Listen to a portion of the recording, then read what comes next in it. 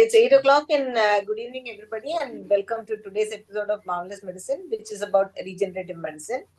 This program has been put together by Sai Janani, a friend. Actually, we came to know each other because of Facebook group called the Anesthetists, and then we both worked in Fortis hospitals, and so we used to have a annual conference of anesthetists of Fortis group. So that's how we met, and we became friends. So though we have never worked together, we feel that we are very close to each other. So Sai is also one of the long-term supporters of Marvelous Medicine, and she thought it was time we did one on regenerative medicine, and that's how we are here today.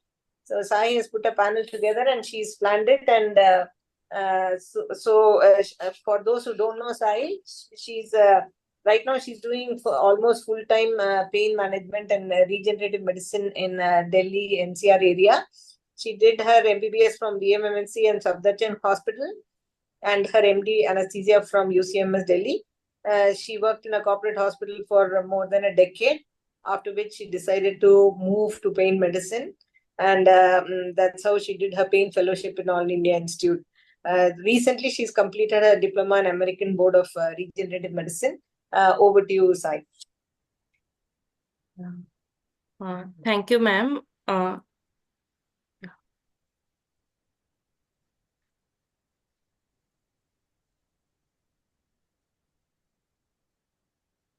As we embark upon our journey into this fascinating world of regenerative medicine, today we have a panel discussion on the introduction, principles, and scope of regenerative medicine. We are fortunate today to have Dr. Sharmila Tulpule. She is a regenerative specialist and also heads the ABRM affiliation for India. And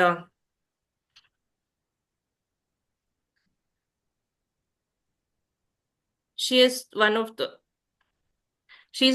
pioneers in regenerative medicine in India.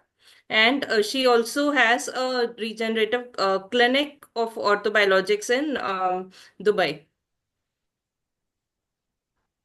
She is the founder and director of Orthobiologics Biotech Private Limited and Orthobiologics Clinic in Mumbai.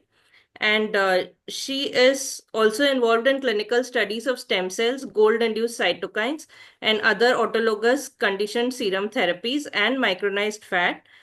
Also, apart from being a orthopedician and regenerative medicine specialist par excellence, she's an avid yoga practitioner and adventure sports enthusiast and loves to trek in the Himalayas.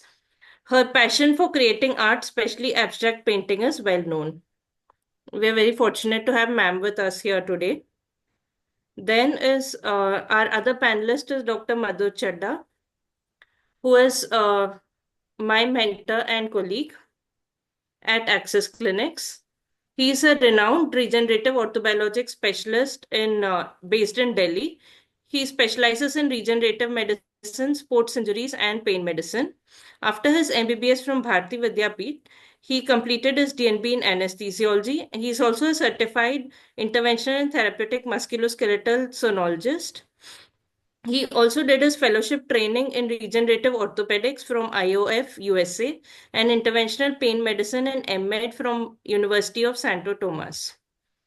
Sir is one of the early birds in regenerative medicine, especially in Delhi NCR area. He has received many distinguished awards. So the Bajaj Ahuja Award as the best regenerative physician, and his field of interest is sports medicine. Then we have Dr. Chetna, who, apart from being a dear friend, is the clinical lead for Epion in Chennai.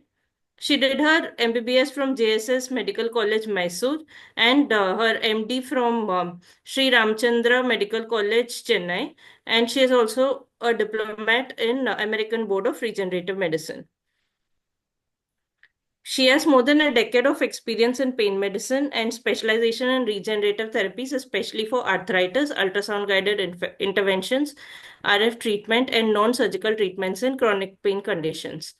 As we see, most of us are regenerative medicine specialists in the musculoskeletal domain. Among the audience, we also have Dr. Sikunda. She works with regenerative medicine in liver disease. And also we have Dr. Ravi, who apart from being an excellent regenerative orthopedician in Trichy, he also has the mother cell lab, I think. Yes.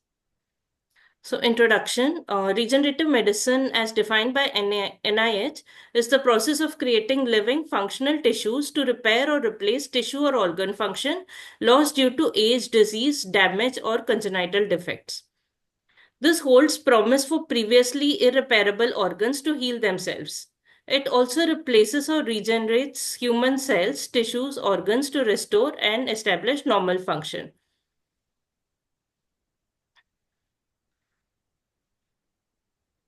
Regenerative medicine has three limbs: tissue engineering, biomaterials, and stem cell therapy. Stem cell therapy usually has blood product based therapy and cell based therapy. Coming to the timeline, the first hint about regenerative medicine was given by Aristotle when he saw that a piece of liver could regenerate.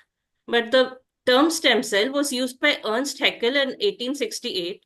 After this, in 1970, a landmark discovery was made by Leroy Stevens, where he found that a teratoma could form in murine blastocysts. This meant that one cell can give rise to all the three germ layers.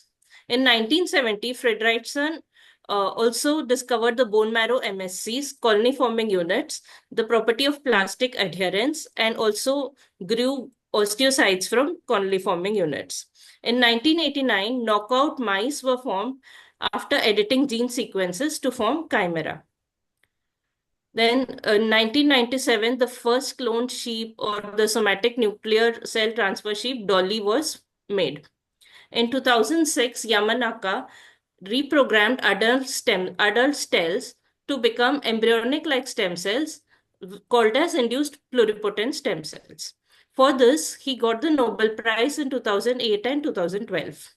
In 2007-8, Jenish used these iPSCs to become hematopoietic cells to cure or as a treatment for sickle cell disease. In 2008, neural precursor cells were used for Parkinson's in mice. In December 2024, FDA has approved MSCs to treat steroid resistant GVHD, which we know is a very big problem after transplants. What exactly is a stem cell? It has the properties of self renewal or differentiation, also called as potency, into specialized cells. The cell which can go both backward and forward is the totipotent stem cell. From that comes the pluripotent stem cell, which can give rise to all the three cell lines. From that comes the multipotent stem cell, which can form many types of progenitor cells, and these differentiate into differentiated cells. In our body, stem cells can be found in the bone marrow, adipose tissue, skin, hair follicles, neuronal progenitor cells, umbilical cord MSCs, embryonic stem cells, and also can be reprogrammed to become iPSCs. So, in autologous sources which we use are mostly bone marrow and adipose tissue, and allogenic sources are mostly cord blood. An autologous source is one in which it is taken up from the patient and used back in the same patient, and an allogenic source is one in which a healthy donor gives his stem cells, which can be used in multiple patients. This is mostly used in manufacturing. Now, the different cells, as you can see, are from the bone marrow, umbilical cord, adipocytes, amniotic fluid, somatic cells, and blastocyst stage. So, what are the autologous preparations? Well, first and foremost is the platelet-rich plasma, which is most commonly used. Then is growth factors concentrate, bone marrow aspirate concentrate, and microfragmented adipose tissue. Platelet-rich plasma, in this the patient's blood is drawn and it's separated into basic components by centrifuging. And this is from this, the layer of the platelet-rich layer is taken up and drawn into a syringe and injected into the treatment area with precision. For bone marrow aspirate concentrate, again bone marrow is drawn, it is centrifuged, and it is also used in the same way. For microfragmented adipose tissue, the system is first filled with saline. Sorry.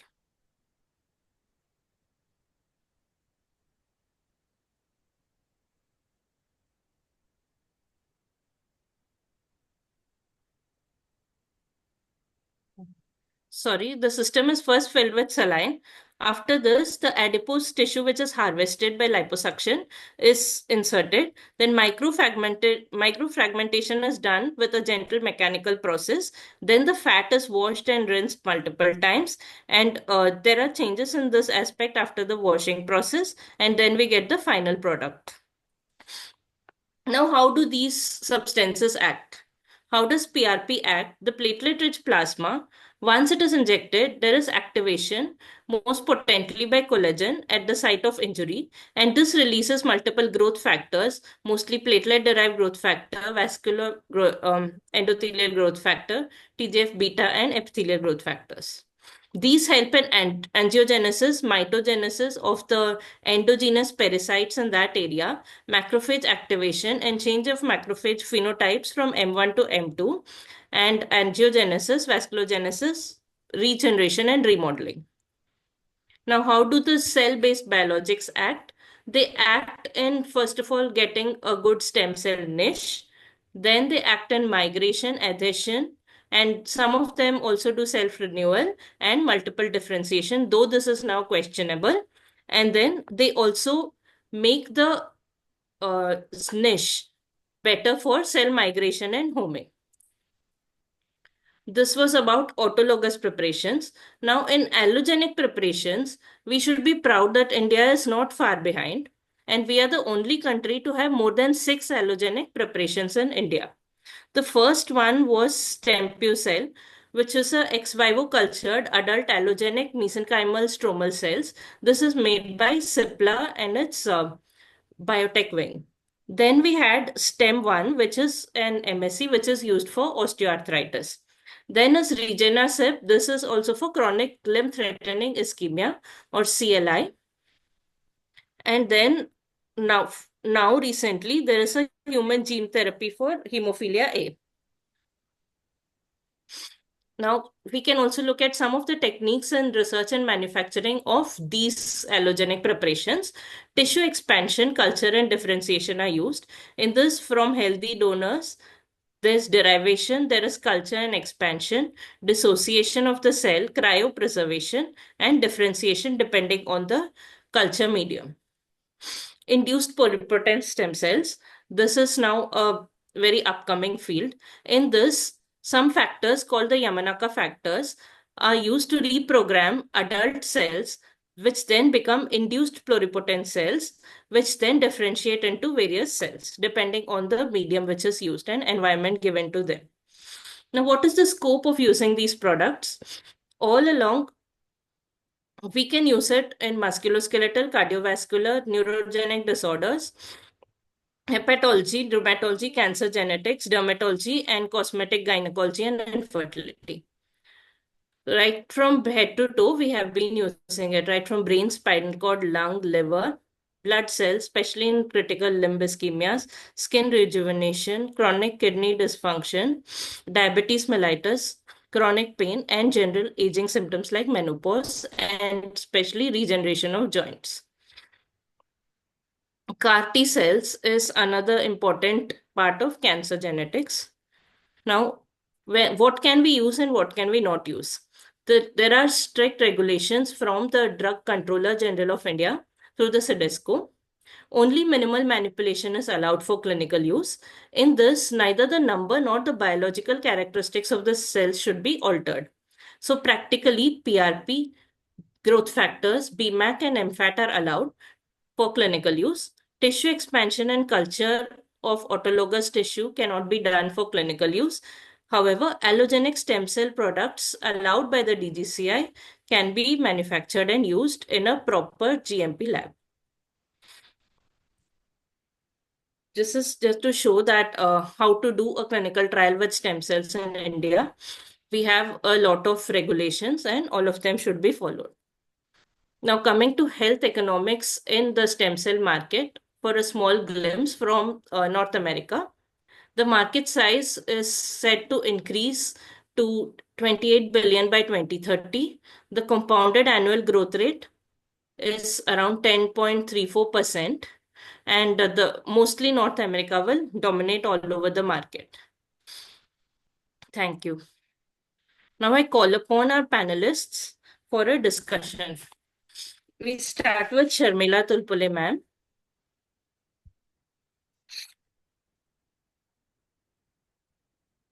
Being an orthopedician of wide acclaim and having practiced all over the world practically and done a lot of surgeries and now into regenerative orthobiologics, ma'am, why is regenerative medicine appealing to you?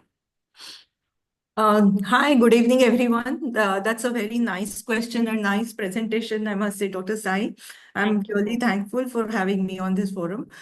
So yes, coming to why regenerative, after doing all the carpentry all my life, actually. I would put it into perspective into two zones, actually, So for any chronic orthopedic condition, any chronic orthopedic condition, be it an arthritic condition of any origin, or a tendinopathy of any origin, or a long-standing spine issue of any origin.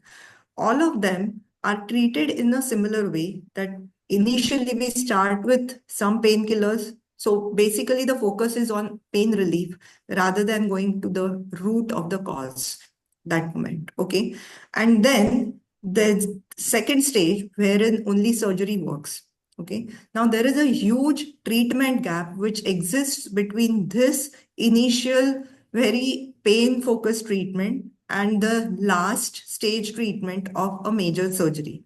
And this treatment gap is mostly neglected. We do not actually aim at stopping the disease or reverting the disease in this treatment gap. So to give a very common example, if you are diagnosed with a knee osteoarthritis, there could be anywhere between 5 to 15 years till the time you land in a total knee replacement. And what do we do between that time? We wait for the patient to really deteriorate to that level wherein we can replace his knee. And so I was coming across, whole lot of these patient population wherein they were really desperate for search of something to actually go to the root of the pathology. And regenerative medicine, I found the answers. I'm still finding the answers, I would say. But yes, this actually, goes to the root of the thing and tries to at least stop or revert the disease. And that's how I landed up with regenerative medicine, which forms a major chunk of my practice now. One of the common questions is why defer TKR with regenerative therapy? Isn't it a good surgery? And isn't it better to do TKR at 60 than at 70 years of age? Again, a very good question. Uh, TKR at 60 to 70 is a big controversial thing. Okay. But having said that, I'll just give you a very, objective analysis. So if I do a TKR at 60, okay, best of the best cases, what we say is the life of TKR is between 15 to 20 years. Practically speaking, yes, only 15 years. That's the average that we get.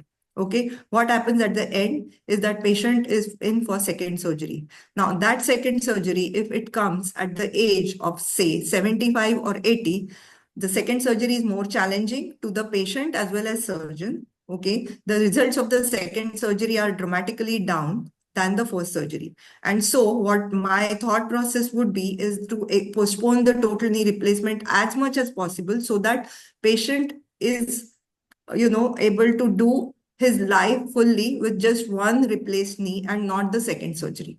That's one. Second, the periprosthetic fractures are reality, and they are very common after the first TKR itself, and they occur in as high as 25% of the patients, which are very difficult to treat, and the results are bad.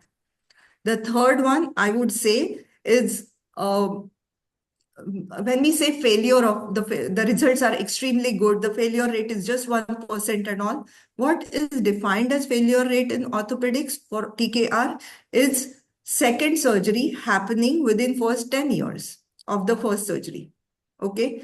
Now, is it really a failure rate?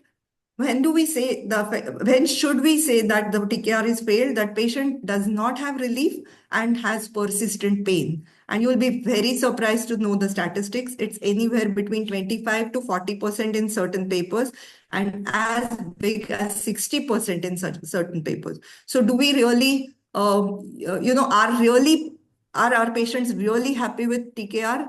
It's not as great population as we make out it to be. And that's the reason we should be looking for actually alternatives which are cartilage preserving than cartilage sacrificing. And actually nowadays we say that this TKR is actually not a failure of joint but a failure of orthopedician to save that joint.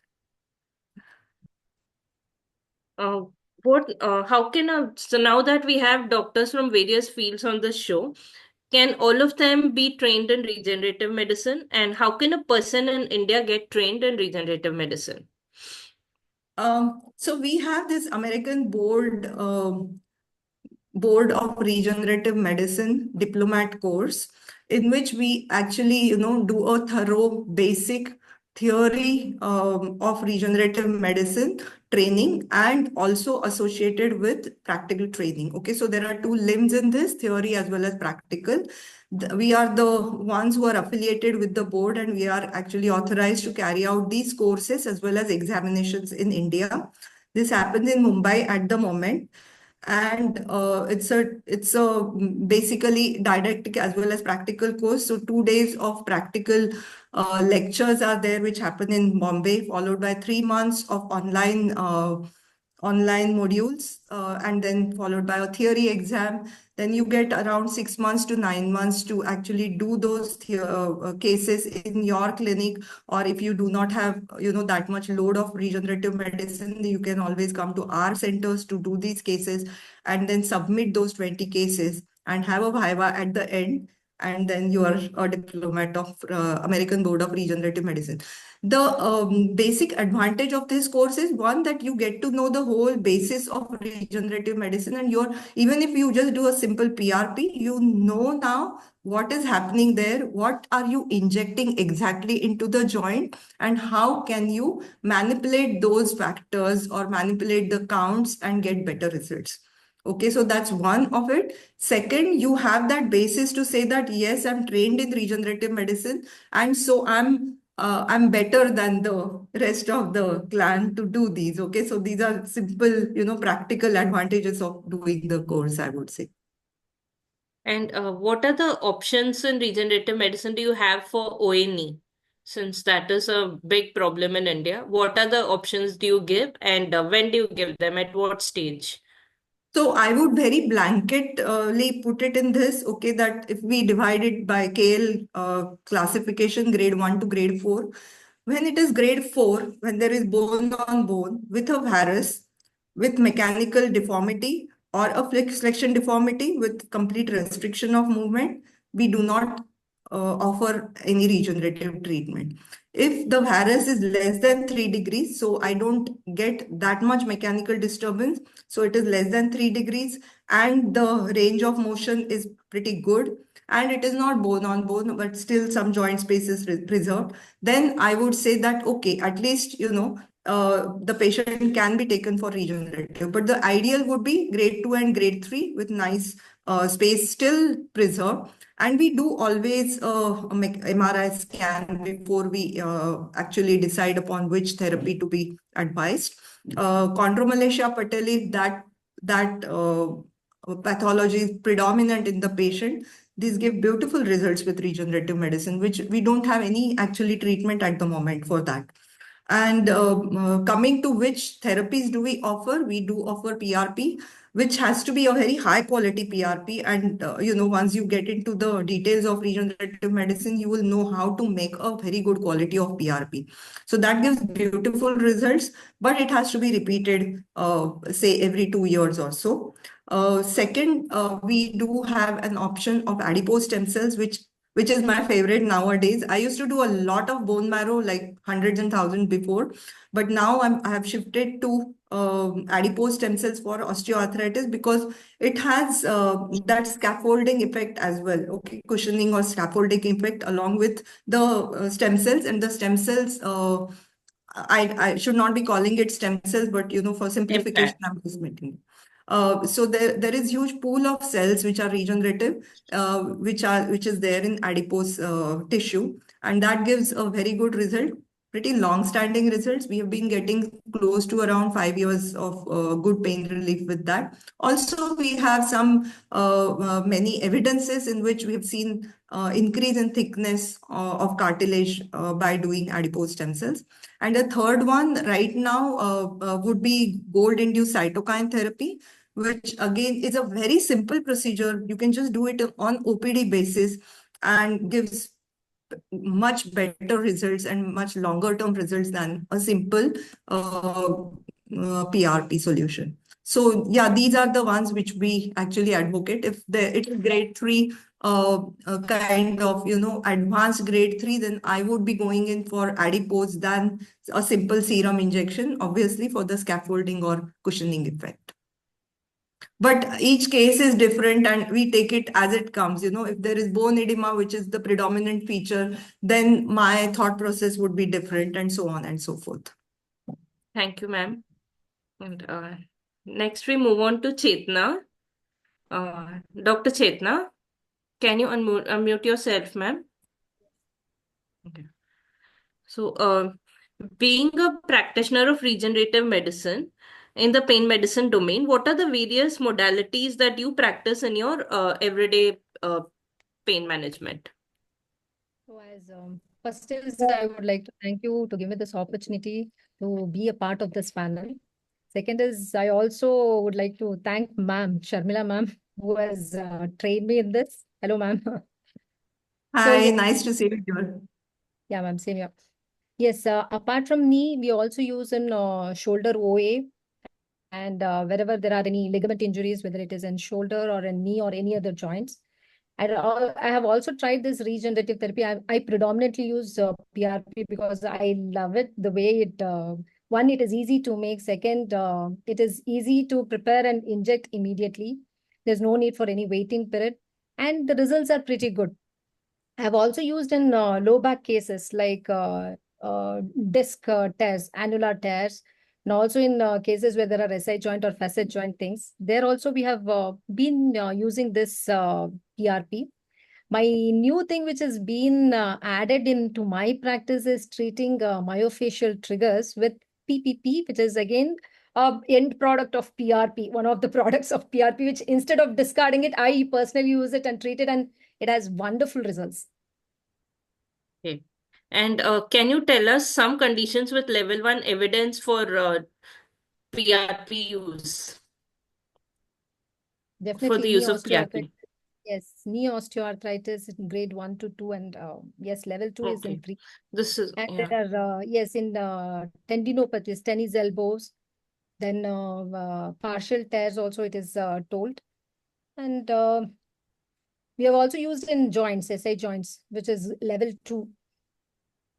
So this is what other clinicians have to keep in mind, that in these cases, they can send it for regenerative therapy. So most of the doctors think that you inject stem cells. Please debunk this myth for us. No, PRP is not at all stem cells. If you understand the basics of PRP, it is platelet-rich plasma. It is nothing but it's a blood product where your platelets are just withdrawn, and the growth factors from the platelets are used to release certain growth factors into the damaged area where it can initiate, reduce the inflammation part, and as well as can kickstart repairing part. So this is where here no stem cells are being used in PRP. It can increase the stemness of other regenerative products when PRP is used with other regenerative products, but PRP does not have any stem cells. Okay, thank you, Dr. Chetna. Next, we move to Dr. Madhur. So can you unmute yourself?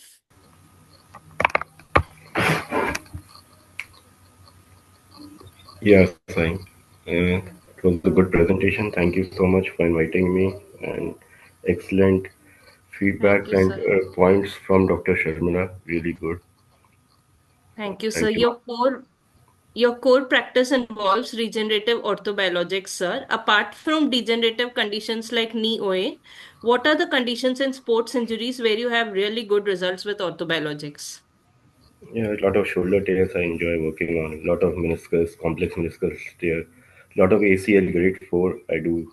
There are certain ways to do it. Grade 3, grade 2 are quite good. Then TFCCs, definitely ATFL tears. A lot of spine we do for regenerative. That has good results. A lot of discogenic pains, a lot of facets. So it all depends.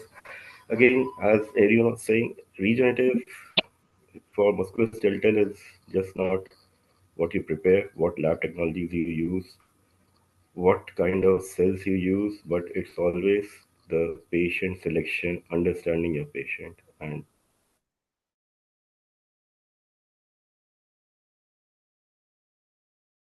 Regenerative orthobiologic infiltration, what are the other precautions you would advise to patients coming for regenerative therapy? When the clinicians send them, what should they be say ready to that move. expect? Be ready to move. Be ready to move. Be ready to move. Whether the patient wants to move his body or not, that's the first and the foremost thing before I select a patient. Whether they are a candidate for it or not a candidate for it. That's what my teachers have taught me in Regenix, and that's what I have learned. So they have to move. Until unless you move, it won't work. Plus, there are other precautions which you'll get on net. Everything is there on in the books, multiple stuff. So it varies. Individual variations are a bit much, and you have to tailor made. Regenerative medicine is all tailor made programs. Give us 5 conditions and a stage in which they should come, where clinicians should consider sending their patients to you for regenerative therapy. Their top 5. ACL number one, meniscus number two, shoulder number three, spine number four, knee away the last. Okay. What is your advice for future regenerative medicine practitioners in India? If you are coming from a pain medicine background, please unlearn everything what you have learned. It is important. Learn your orthopedics again. Good radiologicals. Uh, what should I say? Understand your radiology. Understand your anatomy. Understand patient selection. Understand how to clinically examine a patient. And then needle techniques, definitely very essential. Do more of pain first for years together. Regenerative is a tricky science. Once you land up in complications, because we do very high numbers, we get a lot of complications. We understand you have to manage it and learn. Learn, keep learning. It's an evolving branch. Every day you have to learn something. Tell us something about the health economics in the practice of regenerative medicine, especially in India. What's the size of the market? What is the future growth you anticipate? What are your challenges? Market size will always be good. Population is big. The problem is the patients in India geographically, if you keep on going, because I worked across India, worked in few other countries, so no matter what you do, the patient population varies every 150 to 200 kilometers in India. Not everyone is the same. What happens in Delhi won't happen in Punjab, it won't happen in Bombay, it won't happen in Hyderabad or any other space. Certain people understand what they are going through and they're willing to go for it. Certain crowd doesn't. For them, regenerative is slightly expensive, to be very honest. And you have to select your clientele. You have to make them understand that this is not one shot procedure. We are not saving your knee. We are just slowly making sure that in basically in arthritis that someday you land up, as Dr. Sharmila said, you're not a candidate for replacement now. In future you might be. We are giving you some time period to avoid it. The narration is very important. What you narrate, the perception has to be drilled into the client's mind. If you just keep on doing it, if you keep on saying it will grow cartilage, it will do this, it will do that, no, you are in for a major trouble. And market Thank changes, you. market economics, market dynamics, everything changes year after year, depending upon what the current situation is, how the geopolitical conditions are. So it depends, varies. The variations are there. Thank you, sir. Now we move to Sikunda, ma'am. Thank Dr. you. Sikunda Rupert. Ma'am, please unmute yourself. Dr. Sikunda, Yes. please can you unmute yourself, ma'am? Yes, I've done. So Dr. Sikunda has started the first regenerative medicine department in a medical college, Stanley Medical College in Chennai, and she has a GMP stem cell lab in the government setup and has been doing wonderful work over there. So, ma'am, tell us about regenerative medicine and its applications other than musculoskeletal. Today we were all MSK practitioners, so tell us about the other fields. Okay. Hi, Dr. Janani. Thanks for the opportunity. So Thank you, I'm ma'am. I work as a faculty at Department of Regenerative Medicine and Research at Government Stanley Medical College and Hospital. In our department, we are working towards developing mesenchymal stem cells, bone marrow derived mesenchymal stem cells for patients, for treating patients with end-stage liver disease as part of phase 1 bar phase 2 clinical trial, because this indication is not yet approved in India, but abroad there are many countries wherein they have crossed phase 3 trials and have proven efficacy. This is about our work. Then coming to stem cells, the first approved stem cell therapy, as we all know, is hematopoietic stem cell transplant or the bone marrow stem cell transplant, which is approved for various blood and bone marrow dyscrasias. This is already approved. Then later, critical limb ischemia, the product which Janani was telling now, the Stempucel, the same product, it was approved for indication like critical limb ischemia. Then they started giving approval for osteoarthritis. And today there was a news that the first FDA approved mesenchymal stem cell product for graft versus host disease also. I think Dr. Janani mentioned in her presentation also. So, and apart from this, there are a lot of other indications wherein research is going on in the form of clinical trial. So, these these are the indications as of now, which is approved in India. In India, it is only OA, critical limb ischemia. Then I forgot to mention a very important portion, the ophthalmology. So the limbal stem cell transplant, that also LV Prasad, Shankar Netralaya, then Narayana Netralaya, they have done a lot of cases for limbal stem cell deficiency. They have treated corneal regeneration. So that is also one of the approved therapies that has been happening in India. Can you take some questions, ma'am? Uh, Yeah. how is yeah, how is proliferation of stem cells controlled so that it does not lead to malignancy? Actually, see, you should first know. Tumorigenic. Yeah, tumorigenic. So you should know what cells you are working with. See, for example, I say I am working with bone marrow derived mesenchymal stem cells. So as part of the trial, we need to prove the safety. Safety is first. That's why we do a phase 1 study, no, in the first place. So in our lab, what we have done is we have done both in vitro and in vivo assays to prove that these cells are not tumorigenic. So in vitro, you have something known as the soft agar assay. Then you can even do the telomerase assays, TERT. You have to check for TERT. So all this will be laboratory experiments. And then in vivo would be animal models. You inject these stem cells into animal models and prove that these are not tumorigenic.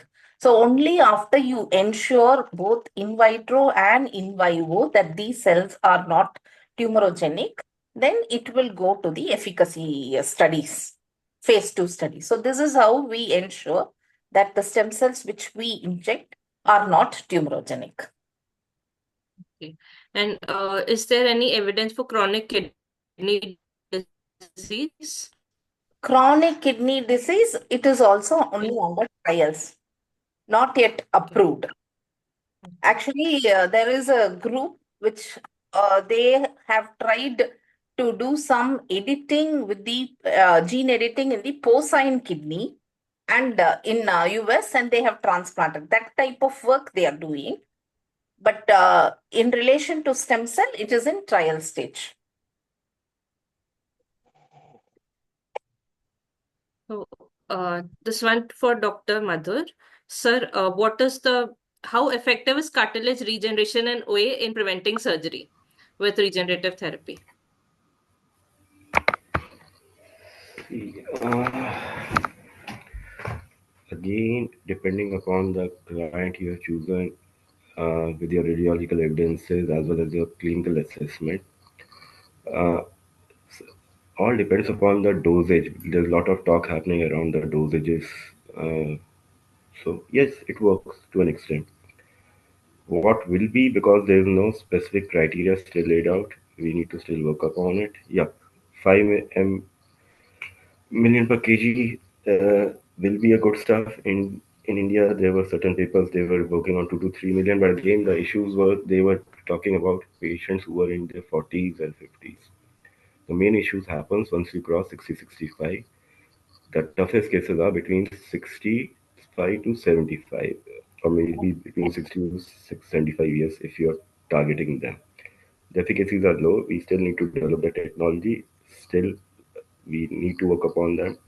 And on those MRIs, yes, you do sometimes get a minor thinner layer of cartilage. I won't say it's a regrow, but there are certain changes which happen depending on how you're managing them and what condition or the stage the patient was taken into the OT, plus how they manage post-operatively, which becomes a very, very important stuff. And then they don't last long. See, again, knees are a big joint. Uh, you get lot of micro traumas happening once you start moving back again. So getting into those factors with age, again, knee OA in India is not a pure knee OA. Maybe 30 to 40% are pure knee OA. You have lot of stuff going across in women's, in men's, lot of diabetic neuropathies, lot of lipidemia. So becomes tricky to totally give you a proper idea what is happening, what is working, what is not working, where we are still lagging behind. Lot of lab research has to undergo, lot of trials have to be done, and then we will be able to give a very excellent fair bit of idea. But yes, dosages have to be standardized. At least this much amount has to be generated into the knees so that you get such fair amount and basic stuff, which won't happen bedside, to be very honest. What are the statistics for cartilage preservation techniques? In what sense? As in for preventing TKR, that's what she's been asking. Exercise. Exercise, the best way. No, statistics, like how much percentage of cartilage preservation, these people undergoing cartilage preservation techniques are avoiding TKR. That's what she's asking. 50 to 55%, not more than Okay. that. Okay. You So, can't go beyond that. Depending upon age criteria, again between 40 to 50, 55, you go above 70%. You cross 55 years of age, it goes below. The CFE colony forming units are not getting. You don't get those results. so You a viewer you wants to should know, do. I'm in the US, interested in training. Where is it available in the US? No matter where you train, you are never going to cross with the evidences above 60% in a specific age group. There are multiple treatment available. Like Dr. Shamla said, ABRM will be a good platform to start with that. Grow yourself over time. Look into it. Again, you're a clinician. Don't mix match yourself too much with lab techniques.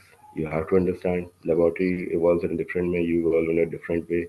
Technology within the next 3 years will totally change what is happening in regenerative. So, yeah, keep on evolving. Again, main stuff is choose the right client, choose the right patient. Choose first, understand whether you want to do it or not. Whether it's very simple, it's a good client, fair candidate, or a poor candidate. Just divide into these three stuff. You'll have your answers. Whether should I do Basically, it or not? patient selection. Yep, always. In anything. Surgeries never fail. No surgery will ever fail. It's straightforward. In similar pattern, the way you put a needle will never fail. What will fail is you choosing a wrong candidate or not understanding. Plus, there's a lot of biopsychosocial models, there's a lot of pain physicians understand, but they never use it because most of them are needle jockeys. Dr. Sekunda, ma'am, which is the best method for preparing PRP, single spin or double spin kits? Ortho kits promote gold particles with PRP kit. What is your take on that? See, according to me, double spin method would be better. And see, more than the kids or whatever method, I feel it depends on the skill sets. If your skill sets are good, even you can go for manual methods with very good ease, as we do in our lab. So, whenever you think of cost effectiveness, go for manual, but provided you're technically competent. In case you are doubtful or you are in a clinical setting and cost doesn't matter, then you can go with these kits. And there are various other factors also that matters, like many people just by seeing the literature and see they would have given some RPM, they blindly follow. Actually, even the RPM with centrifuge to centrifuge, it will vary. So if you know those small basics and address it, any method will be good, is my opinion. But double spin would be ideal. Okay. Ma'am, what about multiple sclerosis? Is stem cell therapy useful? Multiple sclerosis. Yes, in research stage only, ma'am. You cannot, as of now, you cannot say with any clarity that it will be useful. Okay. Some fresh malignancies have been linked to CAR T cell therapy. So, anything to add on that? Fresh malignancies in patients who have undergone. Undergo CAR T cells. Okay, I have no idea, No ma'am. idea. Yes, ma'am. So, someone has asked about dermatology. So, can we ask something to Dr. Ravi, sir? So Yeah, can you, yeah.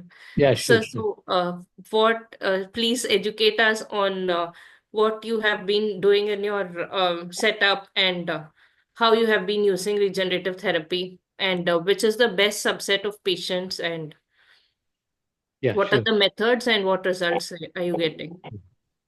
So we have been doing this now for more than 10 years. So we have a lab where we culture stem cells. We have taken stem cells from bone marrow, from the fat, from the dental pulp, from the umbilical cord, and then from the root, hair root stem cells. And then we have analyzed all these growth factors. So we did basic studies. Also, we did some animal studies also. So we have a team of orthopedic surgeon, plastic surgeon, urologist, gynecologist. So that's the reason why we have been able to do all these research as well as therapies. So we do both research as well as therapy. So regarding allogenic stem cell for osteoarthritis, which is approved, STEM Yes, one. same one. So I have been using it for now 2 years. So the dose is 25 million stem cells for one joint. So that is the approved dose. So and it has not shown significant increase in the cartilage height, but definitely there is good relief of pain. And as I said, it's only 2 years since it is introduced. So we have followed for only 2 years. But with autologous bone marrow stem cells, we have more than 10 years follow up. And then if we do it in stage 2, stage 3, less than 65 years age, 60 or 65 years age, then the results are good and last for around 3 to 5 years if the patient is willing to lose some weight and then keep doing the exercise. So osteoarthritis is not only about the cartilage, it is also about the associated partial meniscal tears, partial cruciate injuries, and collateral injuries. So some of these injuries cause some amount of instability. So when this instability is taken care, stem cells can heal all the structures. So when we inject stem cells intra-articular, so they can heal the meniscus, they can heal the cruciate, they can heal the collaterals, apart from the cartilage regeneration. So So it you're is, talking, it is, Yeah, it is a wholesome treatment. So you're talking about expanded MSCs Yes, expanded MSCs as well as BMAC, and as BMAC. well as the bone marrow, concentrate. Regarding osteoarthritis, PRP is inadequate, or we have to do multiple doses. PRP is good for tendons, ligaments, muscle injuries, and for young patients. So, in general, the rule is if the patient is young, if the disease is recent, PRP is good enough. If the patient is old, if the disease is very chronic, then stem cells, PRP, where PRP fails, then stem cells will work. And then the third stage is where stem cells fail, the stem cells plus scaffold will work. Okay. So that is why when Dr. Sharmila was telling about the fat-derived stem cells, the advantage is that they have a scaffolding effect apart from the stem cells. So when we combine stem cells with scaffold, we can add scaffold. There are a lot of scaffolds. For skin, we have collagen. For cartilage, we have hyaluronic acid. So for bone, we have tricalcium phosphate, hydroxyapatite. So depending upon the tissue you want to treat, like non-union or delayed union, you can use collagen or you can use hydroxyapatite and combine it with either the growth factors of PRP or with the stem cells, depending upon whether the disease is recent or chronic. The other thing is we can always combine these regenerative modalities with the surgery. It's not that whether it is this or that, whether it is surgery or regenerative medicine. You can always combine regenerative medicine with surgery, like when we are doing a ACL repair, when we are doing a meniscal repair, so when we are doing a shoulder supraspinatus repair. So in those situations, you can add the PRP as well as the BMAC to augment the healing. So that is another point. Then multiple specialists are now getting into this, no? So pain physicians, orthopedicians, physiatrists. So interventional radiologists are a very good subset of specialists who are going to play a very significant role, because we are going to address different organs. So as Dr. Sekunda said, she has already started she has been given the approval for the phase 1 trial for liver disease. So similarly, one by one, see in AIMS Delhi, they are already they completed the phase 2 trial for Crohn's disease with multiple recurrent fistula in ano.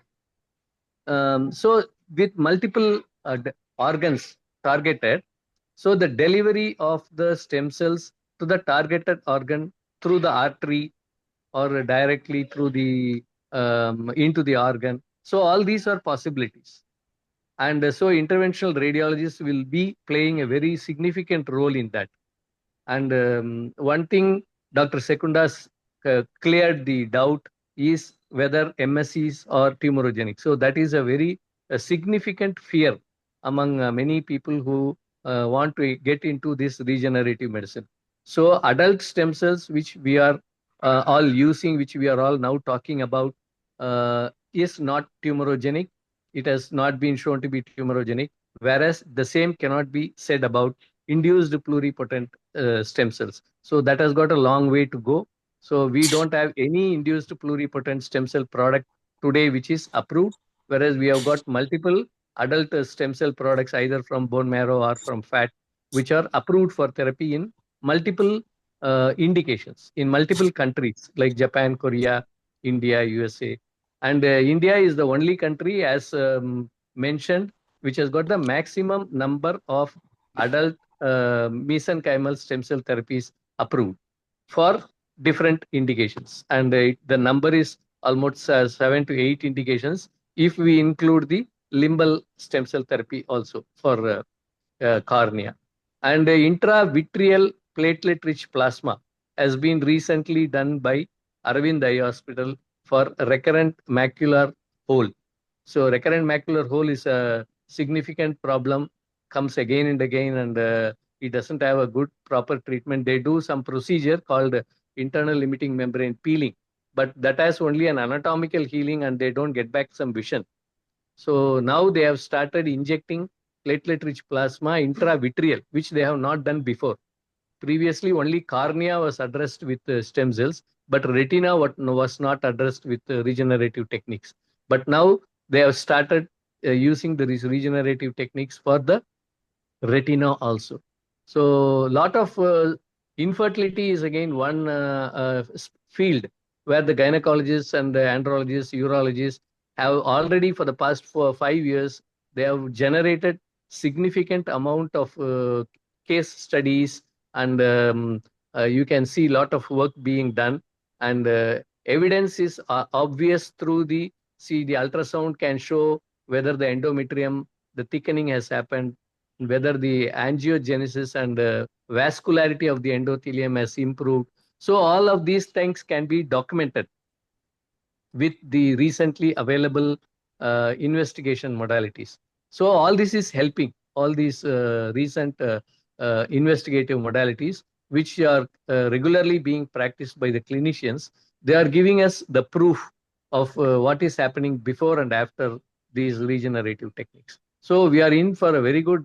So today, as Dr. Sekunda also mentioned, that US has got the first MSc approval for steroid resistant GVHD. So why steroid resistant GVHD? Because it there is no treatment available when it is a steroid resistant GVHD. And for any company, if you want to get out a product at the earliest, you have to only choose diseases where there is no treatment. So that is the reason why they chose steroid resistant GVHD as an indication for MSc, and they got the approval. Because if you do less number of cases for rare diseases, the approval is easy. If you want to do it for a common condition, then you'll have to show it in a very large number of cases. The clinical trial becomes very lengthy and costly. So that is the reason why they chose steroid resistant GVHD as an indication for MSc. But the truth is, you need not wait for steroid resistant GVHD to develop to give the MSc. So the MSc will work even before you start using steroids for chronic GVHD. So that trial is also going on, and soon we all that will be covered also. So when one indication is getting the approval, and if we as doctors, if we analyze what's happening in that disease, then we will find out that there are other indications also where we have got a opportunity to work. If you want to do research, if you want to do trial, if you want to do a study, so there are indications which we can take examples from these approved products. And there was one question about hidradenitis suppurativa. So that is again one indication which I think worth a try. Though not many people have tried that, I think it's one indication which, because particularly platelet-rich plasma, because it contains antibacterial peptides. So we should understand one important point I want to make here is antimicrobial resistance is one of the greatest problems the world is facing. And every government, state government, central government, the WHO, everybody is allotting funds to find out a way to avoid this antimicrobial resistance. If we start using platelet-rich plasma for an example, if I say diabetic ulcers, which is very rampant, if we start using PRP in the initial stages itself, then we will be avoiding using antibiotics significantly, because diabetic ulcers, we use broad spectrum antibiotics, and then we use long-term antibiotics. And so PRP with its antibacterial peptides is a very good answer to infective pathologies, and it is a very good trial case for antimicrobial resistance. So what about the indication when a person has TB? Can we do PRP for their chronic frozen shoulder or knee OA or other things? Yes, When yes, can we? actually shoulder. Yeah, so shoulder is one of the commonest indications which come to our practice. So more than the osteoarthritis, the pathologies in the shoulder. So it starts with one pathology, either a tendinitis or a partial tear, and then it progresses to frozen shoulder with a combination of diabetes and other things. So that is a very good indication to start with. Somebody wants to try regenerative medicine. If you learn the techniques, you can start with the shoulder. Because it is easily approachable with ultrasound. You can see the pathology, you can see the lesion, you can deliver the whether it is PRP or stem cells to the particular tissue. Around the tissue, it is not necessary that you should inject into the tissue. Suppose there is a partial tear, so it is not necessary that you should inject into the tissue. The around the tissue itself is enough. It can attract the growth factors, as you know. It is paracrine effect, and so the and addition of the scaffold is one which we have to consider whenever we treat. So these are the things which will help in learning. So again, IMA is very Indian Medical Association is very supportive of this regenerative medicine, and recently they have asked me to start a course on regenerative medicine. So today in IMA, we have got a course called Regima, Regenerative Medicine IMA. So that's a 12-month course, one class every month.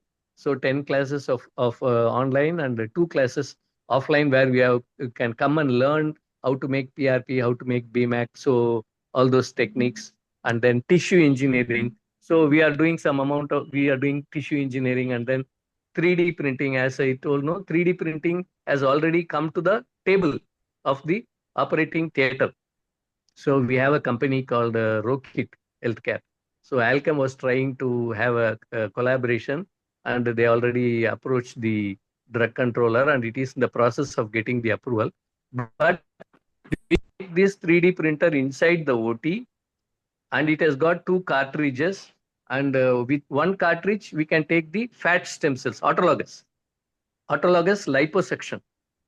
So that is delivered into one cartridge, and the other cartridge contains the fibrin and thrombin combination for the consistency.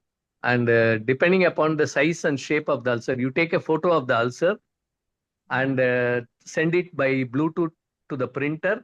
It will print out exactly the same size, shape, the depth, everything within half an hour. So we have a regenerative medicine patch which you can apply over the ulcer, and then you can heal the ulcer. So this is 3D printing, and it is already available, approved in multiple countries. In India, the process is on. It is not officially, it is not been announced yet, but 20 cases of trial has already been completed, and so it's probably in the process of getting approved. And so a lot of exciting things, liver, Dr. Sekunda, as she said, other organs are also. Dr. Anil Bansali from PGI Chandigarh. So he has done since 2008 so much work on pancreatic beta cell regeneration. So he has done animal studies from 2008 to 2012, and from 2013, Dr. Anil Bansali at Chandigarh PGI, he did human trial, DCGA approved. He took bone marrow stem cells and injected into the pancreatic artery, superior pancreatico-duodenal artery.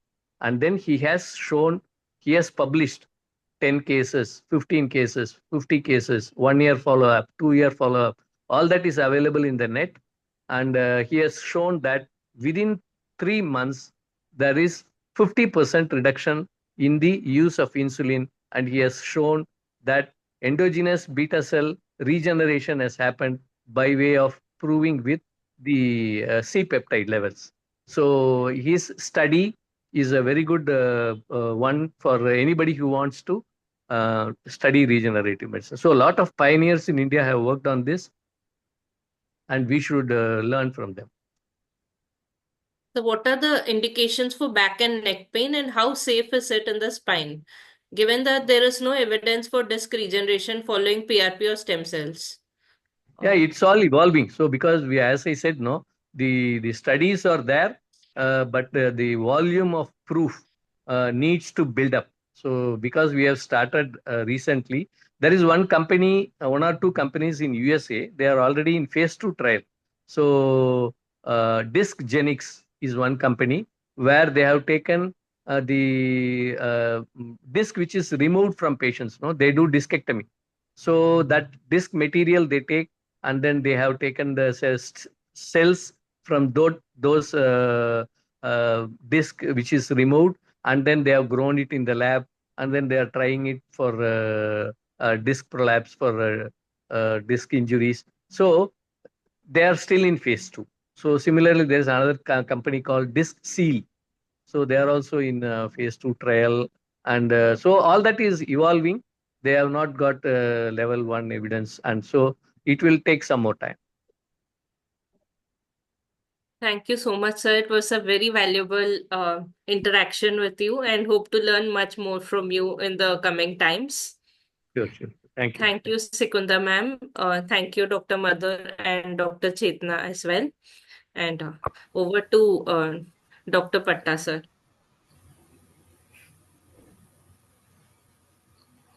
Patta, sir, please give us your closing comments, sir.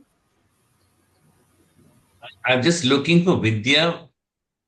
Vidya, Yes. please come in. Yeah, so I was just keeping quiet because Sai Janani has gone through the chat box, and I think she made sure that all the questions that were raised by people were addressed. So if there are any more questions, we still have time, and the experts are willing to be here for another 20 minutes. So anyone who has any questions or comments, you can either type them in the chat box, or you could unmute yourself or raise your electronic hand and ask the question. So Dr. Venkatesh has said the biologicals are expensive. Was it about hydronitis that you were speaking, Dr. Venkatesh? Yes, ma'am. Yes, ma'am. Am I audible, ma'am? Yeah, you are audible. So basically, hydronitis suppurativa seems to be, I mean, most of this infliximab and adalimumab are very expensive. It's a standard therapy for very severe diseased patients. And I have a couple of CKD patients, young girls, who have this ailment, but their kidneys failed because of IgA nephropathy, probably secondary. But it's very difficult to manage them. You know, they have repeated courses of doxycycline and stuff, but still they are not able to afford the biologicals. So I thought on the subject of regenerative medicine, whether there is anything that is available. But I think Dr. Ravi sir clearly said that there is a potential for it, but I don't think so. There is somebody has tried it yet. Dr. Ravi, would you like to clarify that? Yes, true, sir. True. For kidney, actually, there is no approved therapy as of yet, but a lot of work is being done.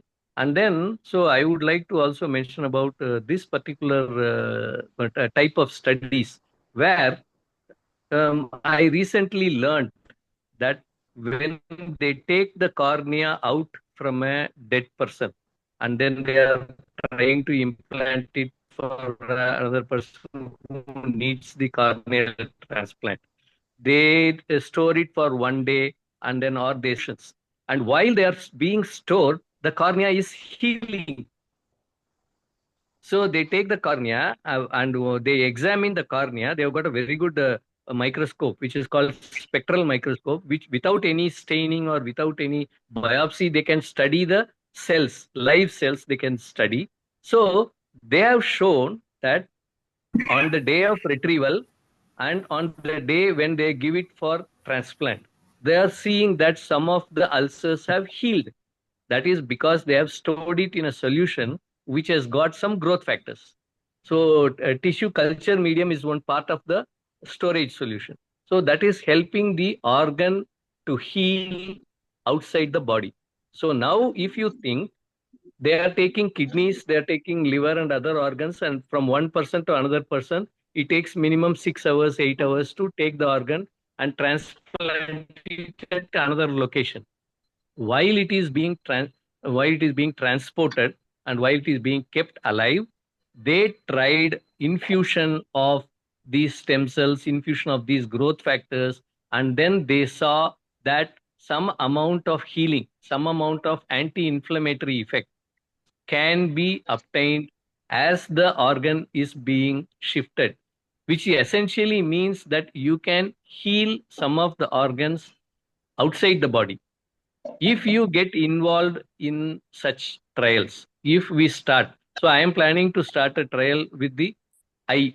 So for cornea, so we are going to start a trial where we will take the eye and then along with their storage solution, we want to try platelet rich plasma. So this platelet lysate, whether is helping to heal better.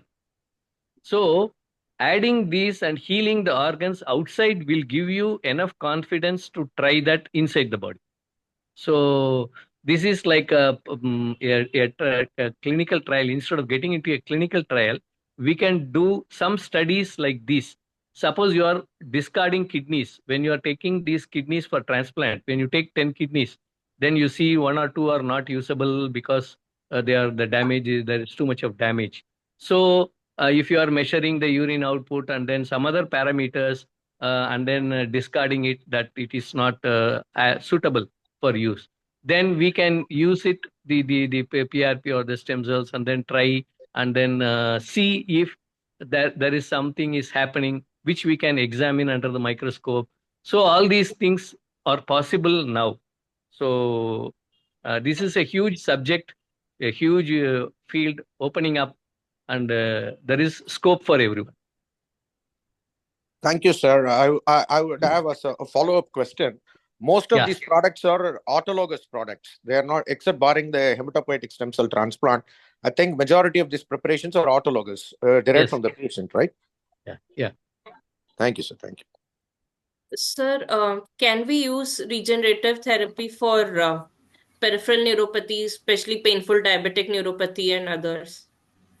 Yeah, actually, vascular critical limb ischemia. So that is one of the approved therapies where the evidence is level 1 evidence is available that angiogenesis is happening, and a lot of studies have proved that.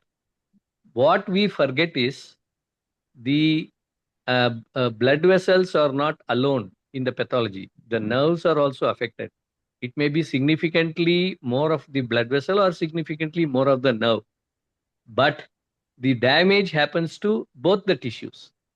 And when we inject stem cells or PRP, the vascular endothelial growth factor, which is responsible for the angiogenesis, is not only a angiogenic growth factor. It has got a subset which is also a nerve growth factor. It has got a subset which is also a nerve growth factor. So without us knowing, we are treating peripheral neuropathy also when we are treating critical limb ischemia. So only thing is we have to prove that. We have to take biopsy and then show how much is the healing that has happened for the peripheral neuropathy also. But already we are treating it without knowing it when we treat critical limb ischemia. So, for example, burning of the soles in diabetic neuropathy. So what should we do? Yeah, see, today there is no approved product for that. But if we are ready to do this studies, we can build the evidence needed to build. And already these Stemputics, they are doing a trial for diabetic ulcers. Probably in their result, no, they have completed the phase 3. It is almost on the verge of being approved. So probably in another 3 to 6 months' time, you will have a stem cell therapy for diabetic ulcers, predominantly for neuropathic. Already they have got for vascular. So this will be predominantly for neuropathic. And from their study, what they submitted to the DCGI, we will be able to get more details on what has happened to the neuropathy also. So we will have to wait for that. So Dr. Suma has a question. Ma'am, please unmute yourself and ask.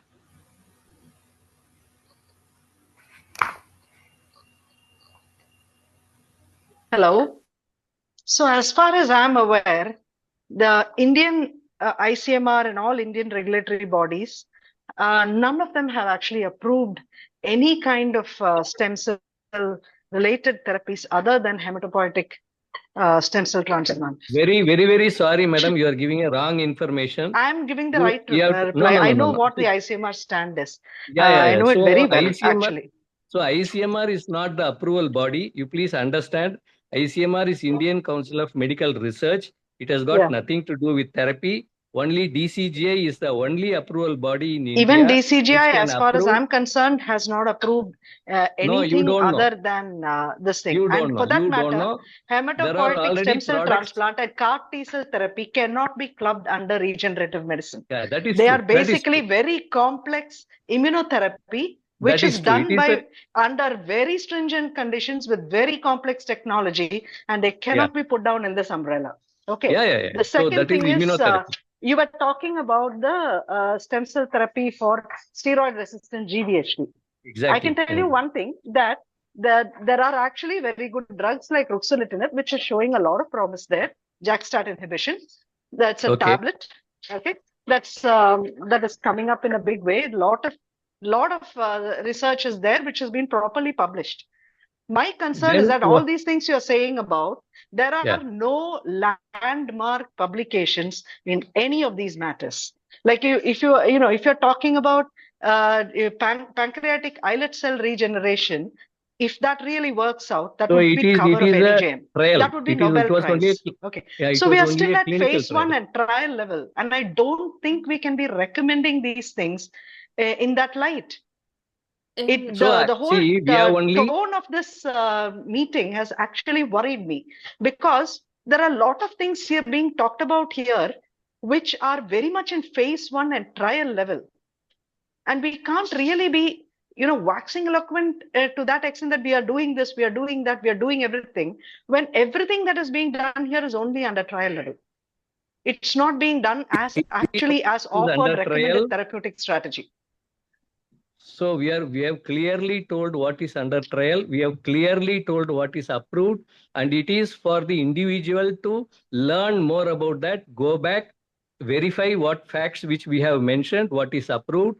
You verify that, and then it is your discretion whether you are going to use it or not. And all the products which we have shown as DCGA approved are approved in India. Any orthopedic surgeon can buy this I'm product. sorry, my husband is an and orthopedic surgeon, and he knows very well about Yeah. what is So actually approved and what is available and what is So STEM right 1 is thing a to do. product. So please be aware that STEM 1 is a product from Alchem, which is approved by the Drug Controller of India since 2022 for stage 2 and stage 3 osteoarthritis.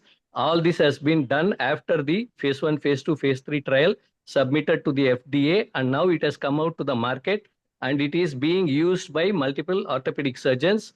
This is allogenic. Mesenchymal stem cells. Please go back, and then I've given you enough material. No. You go were back talking and so much verify. about so many other things in the You have skin, to in so verify. many other indications. Okay. You have to And verify. what we have to verify, when you're giving us a talk, you should be giving I us a think talk with the facts, with the trials, with the evidence. That is what is necessary. That's not happening here. Ma'am, I will provide evidence for musculoskeletal domain in regenerative medicine. I'll provide. I'm a rheumatologist.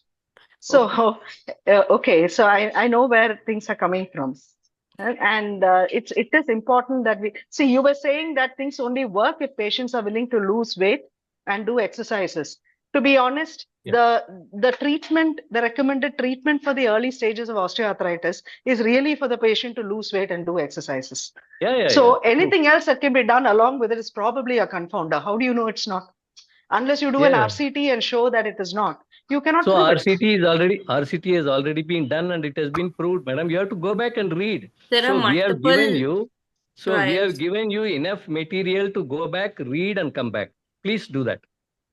RCTs in for knee OA, a lot of things are even more than knee replacements nowadays. So a lot of musculoskeletal regenerative RCTs are coming up, heavy evidence. So again, as we said, even only 30% patients require knee replacements. Rest don't. But that could be right. That could be right. But the point is that there are many conservative things that, if done properly, they can also extend. They can also extend the life of the knee. And at the end of the day, when you're calculating the economics, you have to calculate the price of this. I think you should allow the other person to finish, Suma. When somebody is talking, you just wait, let them finish.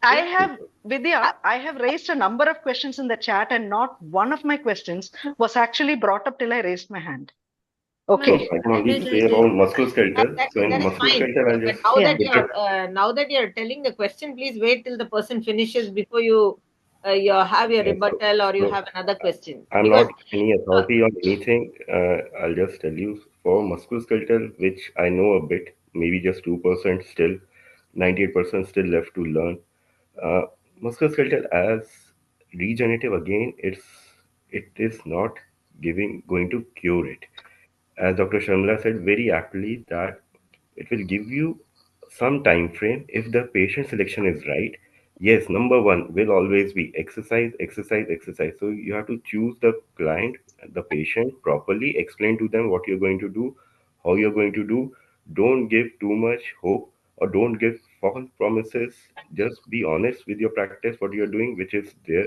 Whether you practice a replacement, whether you practice regenerative, and do it right. And yes, there are a lot of evidences now to say this can be done and this is how it has to be done. And also, Dr. Ravi said DGCI is the main governing body, so things are getting clearer, getting approved. So that is it. And I totally agree with you that first thing, whether it's rheumatology or this, it is conservative. Always go with conservative. Most of them will recover with that. 20% of the clients they need some interventions, and age is very important. So that's all. Once you start choosing, and that comes with a lot of practice, that comes with experience, and once you keep on doing it, and then again a systematic schematism where how to do, when to do is very necessary. And then regenerative science is slightly evolving. People are coming with training programs, fellowship programs, so it's going to get standardized. So it has a role to play in coming future. If done right, it will play a good role. If done wrong, again things will alter, will fall like it happened in US, then it got corrected and it's going on the right direction. That will happen in every country. So it takes time. That is it. Well, Thank you. I Thank also come from a point of seeing where there was a lot of so-called regenerative medicine being used to treat spinal cord diseases, Injuries. to Yeah. treat children with Yes, yes, autism, yes. Yes, neurogenerative diseases, yes. wasted their time, wasted their potential, Yeah, wasted the totally. family's money. Agree. Okay, So we so need I lot of research Suma, I before. think you made your statement. Yeah, we totally agree. Totally agree. It doesn't work for everything. What it is working, the evidences are coming up. Where it is not working, need to go back to the drawing board, work on it, be in the lab, work on it, and maybe come back again with that. So it takes time. Any new things will take time. 20, True. 50 years back, nobody knew knee replacement, a gold implant will work so well, but it came. Research, it has to be research oriented. Everything has to be research oriented. What is true for today absolutely. will not be true for tomorrow. So I totally agree, man. So science is evolving. We don't know. We don't know what works. Maybe Ayurveda has more better answers 2000 years back if we start reading it properly into chronic diseases too. So everything you have to be open for everything. That's the stuff. I totally agree with that. First is preventive. Preventive is the mainstay, which everyone has to understand. Whether you come from allopathic background or a parallel background, that I totally agree with you. But I think everyone spoke well, and they were saying what Dr. Ravi was mentioning was what clinical trials going across, and it's a fascinating branch. A lot of options, multiple things.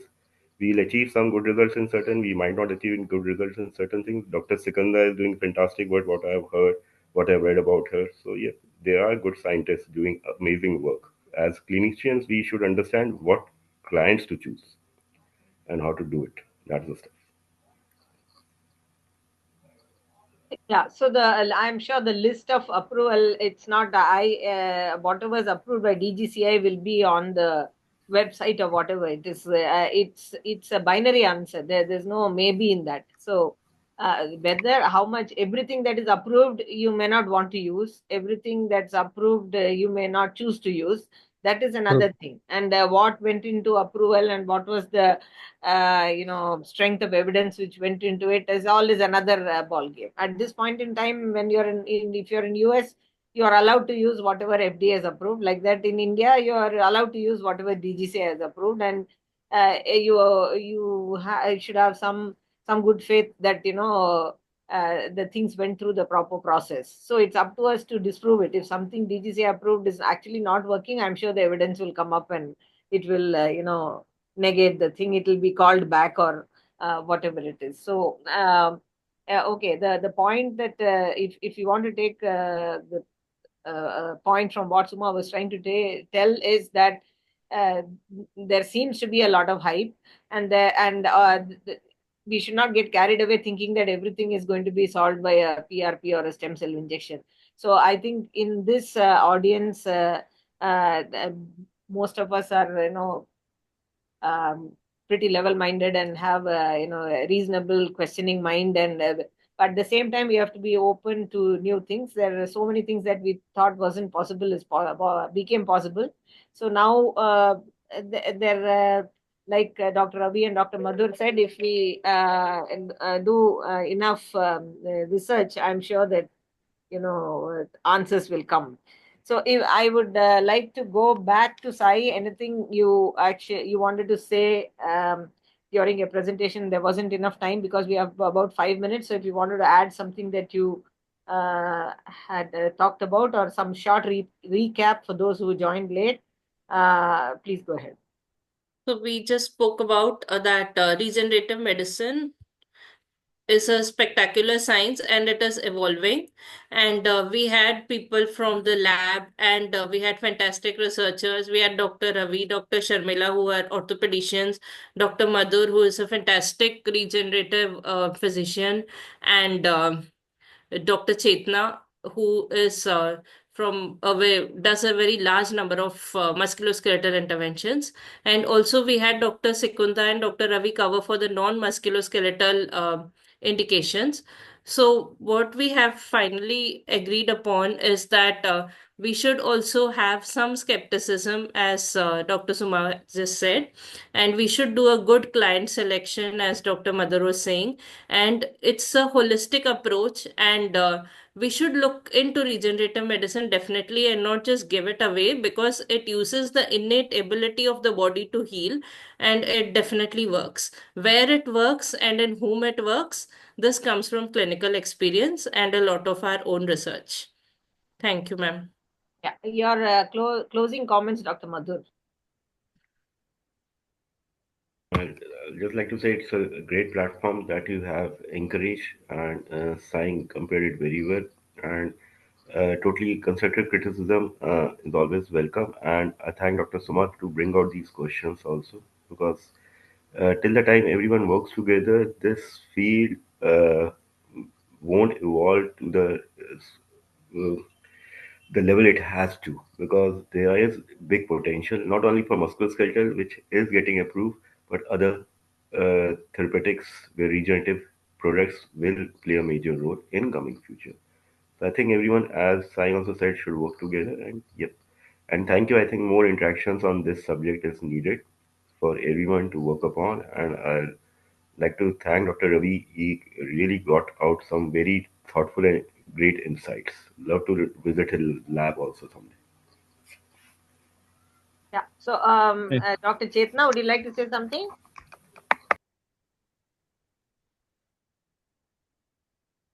Ma'am, thank you for giving this platform to share my experience. Yes, I do agree that regenerative medicine is still evolving thing, and every day it is advancing field. So I think we should be open towards and see the results. And yes, selecting the patient is up to the clinician, how he does an examination and select the patient, explain the patient what are the options available, and then take a further step ahead. So I close here. Thank you, ma'am. Dr. Ravi, would you like to clarify for the audience once again, what are the things you wanted to say, where all we can do research in the future, right? That is what you were trying to say, not that those things work. So would you like to just clarify that a bit? Yeah. So true, as I said, no. So this please verify whatever I say, whatever anybody says. Please go back. Please verify the facts, and then that is one way of learning. So, and there is, as I said, there is a lot of scope in this regenerative medicine. It is also one more tool. It was one more tool for us to treat patients. And in allopathy, to be frank, we have never regenerated any tissue. We have never reversed fibrosis. So most of the times it is symptomatic treatment or substitutive treatment. So we have given insulin when beta cell is not being produced by the beta cell. we have never tried to attempt to regenerate the beta cell. Dopamine, we substituted, we never tried to regenerate the dopaminergic neuron. So this is a new research, this is a new attempt. Some of that has already succeeded, some of that had crossed the level of research and come out as a therapy. So please be aware what is available. If you are on the lookout, today we mentioned, no, the first treatment which was available as FDA approved in USA for steroid resistant. So be open, keep your eyes and ears open, and do your research and come to a conclusion. Treat your patients according to your conviction. Thanks. Radhakrishna, would you like to sum up? We are almost out of time. Actually, it's a fascinating session, I should say, and Sajan has done a wonderful job, and I think she's more level-headed than anybody else, and gave a very balanced view. See, you should pardon me saying this, and I know where Suma is coming from. For a long, long time, I thought stem cell therapy is some sort of quackery. You know why? Because I have seen a couple of patients, stage 4 pancreatic cancer, treated by one very famous surgeon by stem cell therapy. Five cycles, and each cost 2 lakh rupees. And nothing happened. Patient died a sort of a natural death. And that's when I thought, this is some sort of humbug, and maybe, Suma also has a feeling of that nature. And because there are some people who spoil the whole phenomenon. I don't know. I really do not know, because I thought stem cell therapy is used for paraplegics. And how many paraplegics ever walk back home with stem cell therapy? If there's any proof, I really do not know. But having said that, it's so many knowledgeable people coming out with what's happening. A lot of physicians, surgeons have no idea that there is something called regenerative medicine and what does it consist of. But then my simple question before I close is, why is it, if it is only a PRP that's taken and injected, why is it so very expensive? Or is it really expensive? Because if you say bone marrow transplant, I understand that you have so many other mechanisms and sterile precautions, this, that, and the other. But why is regenerative medicine expensive? Okay, sir. So I'll take this question, sir, about PRP part. So the PRP that we generally use is commercial kit based. Now the good ones, the good kits cost around 7,000 rupees a kit for the patient, and it takes out only 20 ml of blood, and sometimes we need much more in multiples of 3 times, 4 times. So if I open 3 kits, you can imagine the price, and this is one issue. The others being cost of procedure, cost of using the ultrasound, doing it in OT environment or whichever environment they're doing it, and other things. This is about PRP, and the others are also factored in similarly. So, Dr. Madhur, would you like to add something to that? Yeah, ma'am. Two, three things. As science said, if you use kits will add to the cost. But uh, again, coming down, PRPs are only useful in very specific conditions, and that too mainly in tendinopathies. So if you are planning to do a lot of knees, you have to do it multiple times to get some results, and that really adds to the cost for it, because you have to use the kits multiple time, bring the patient back in, use the ultrasound, use the OT. It has to be very sterile condition, otherwise you'll get so much infections. The rates are too high. Plus, Indian population, lot of tuberculosis, hidden tuberculosis. Sometimes we get bad flare-ups. So all these things adds to the cost. Plus, when more people will start doing it, definitely the cost factor is going to go down. That's one of the stuff. So it's going to take time. It is still evolving. It is slightly on the expensive side. That is totally agreeable. We need to do more. We need to do more researches on how to bring down the cost, how to bring it to the masses, and how the acceptability will improve. So that volume will decrease the cost. It's always the same. You have any other question, Radha? Yeah, the other question is, I worked in a very big corporate hospitals, but nowhere I've seen a regenerative specialist or even regenerative methodology being used in high-end orthopedic units. I mean, if it's effective in a certain group of patients, why are they not being used? So not being used because people are not trained well. Even for orthopedicians or for pain medicine guys, you need to get trained. You have to see, you have to unlearn a lot of things. And just doing 15-day course, 2 days course won't help. 2 months course are not going to help you. It takes at least 2 to 3 years. It will take a lot of time to understand first what regenerative is, second where to use it, third what clients to use, how to assess, and then post-op follow-ups.